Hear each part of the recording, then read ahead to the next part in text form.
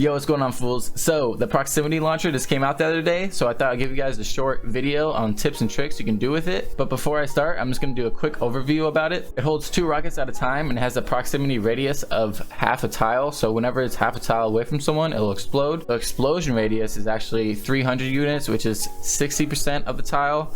So if you're one end of the box and your enemy's at the other end of the box, you could shoot it without actually being hurt. It ranges from anywhere from 67 to 70 damage depending on the rarity, and does 130-ish damage to structures with a 3-second reload time. So now that all that boring stuff is out of the way, let's get to the tips. So for the first tip, whenever you see an enemy outside your box like this, you could either do a horizontal edit like that, or you could do a different variation where you do the right hand peek edit and actually shoot it against your wall so it'll ricochet and hit your enemy. Those are both really good because you're not really giving your enemy any angle to shoot you. Also, if you don't feel like editing your wall, you could edit your floor and your cone and ricochet it off the cone. Just make sure when you're shooting the cone to hit it somewhere in the middle of it. This will also work when they're trying to ramp up over your box, but just make sure you don't get shot. This next tip is really useful. Whenever you have an enemy on top of your box, you could edit a window on your wall and place a cone inside and outside of it. Then you want to get on top of your cone and aim somewhere below the middle of the cone on the outside. This will give it the trajectory to go right on top of your box. This next one is if someone's trying to break in your box. If you have an enemy right outside, you can edit the wall to your right or left and then shoot them when they're trying to pickaxe. I like editing the right wall because that's going to give me a nice right hand peek and it's going to make the enemy have a harder angle to hit you. Now, probably the most useful thing I think the proximity launcher can do is hitting enemies high ground.